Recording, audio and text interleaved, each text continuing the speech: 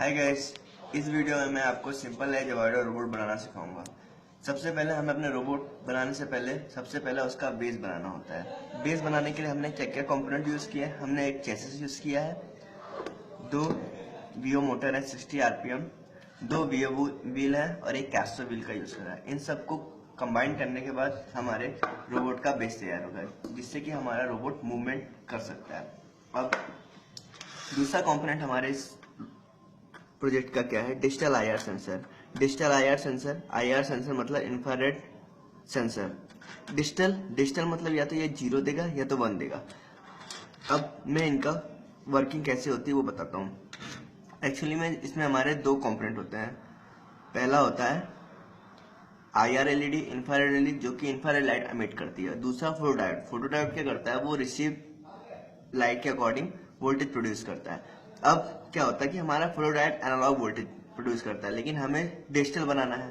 तो डिजिटल बनाने का तरीका यह है कि हम इसमें कंपैरेटर का यूज करते हैं। कंपैरेटर क्या होता है, कंपैरेटर 2 वोल्टेज को कंपेयर करता है। तो हमने क्या किया है, कंपैरेटर के 2 टर्मिनल होते हैं। एक टर्मिनल पे हमने एनालॉग का वोल्टेज अप्लाई कर दिया है और फोटोडायोड का वोल्टेज अप्लाई कर दिया है, और दूसरे पे हमने 5 वोल्ट का वोल्टेज अप्लाई किया है through the variable resistance. Variable resistance इसलिए यूज किया है ताकि हम क्या करें, जो भी हमारे एनालॉग फोटोडायोड से वोल्टेज आ रहा हो उससे हमेशा वोल्टेज कम रखें, क्योंकि हमें उससे कम वोल्टेज रहेगा तभी 1 मिलेगा, नहीं तो फिर 0 मिल जाएगा।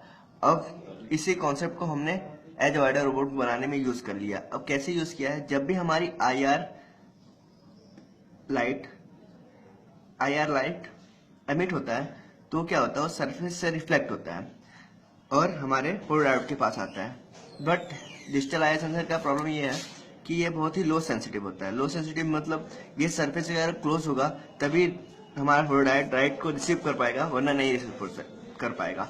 अब इसी मेथोडोलॉजी को हमने यूज करके अपने प्रोजेक्ट में यूज कर लिया है। कैसे यूज किया है देखिए, जब हमारा एज पे आएगा तो डिस्टेंस काफी ज्यादा हो जाएगी, तो कोई भी हमारा फोटोडायोड लाइट नहीं रिसीव कर पाएगा, जिससे कि कोई वोल्टेज नहीं आ पाएगा, और कंपैरिजन में हमें 0 मिल जाएगा, जिससे कि हमारा 0 वोल्टेज मिल जाएगा। और इसको हमने प्रोग्रामिंग इस तरह सेट किया है, जब भी हमें 0 मिले तो हमारा मोटर बैक मूव करे या राइट या लेफ्ट हैंड ले ले। तो इस तरह हमने डिजिटल आईआर सेंसर का यूज किया है। अब हमने क्या करना है, हमें अपने प्रोजेक्ट को एक ब्रेन चाहिए जो कि हमारे डिसीजन ले सके।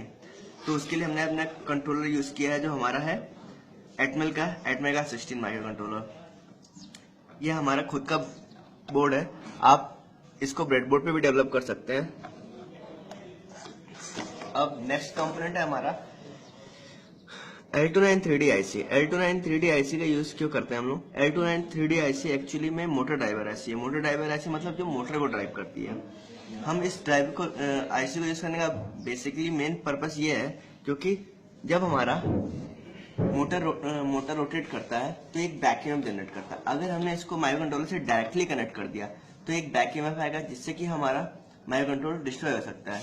इसको बचाने के लिए हमने एक L29 3D IC का यूज किया, और साथ साथ ये भी पर्पस है क्योंकि हमें अपने मोटर को हाई वोल्टेज और हाई करंट पे रोटेट कराना रहता है। लेकिन अगर हम इसको डायरेक्टली माइक्रो कंट्रोलर से कनेक्ट कर देंगे तो इससे जो वोल्टेज आएगा और जो करंट आता है, वोल्टेज 5 वोल्ट आता है और करंट बहुत कम आती है, जिससे कि हमारा मोटर फुल्ली नहीं रोटेट कर पाएगा। इसलिए हमने L29 3D IC का यूज किया है। इसमें हमने कुछ जंपर वायर यूज किया है। अब हमने पावर सप्लाई अपने रोबोट को देने के लिए क्या क्या यूज किया है, हमने अपने मोटर को सप्लाई दी है with the help of adapter जो हमने एक चार्जर से बनाया है, और अपने माइक्रो कंट्रोलर को सप्लाई दी हमने USB केबल से थ्रू द लैपटॉप।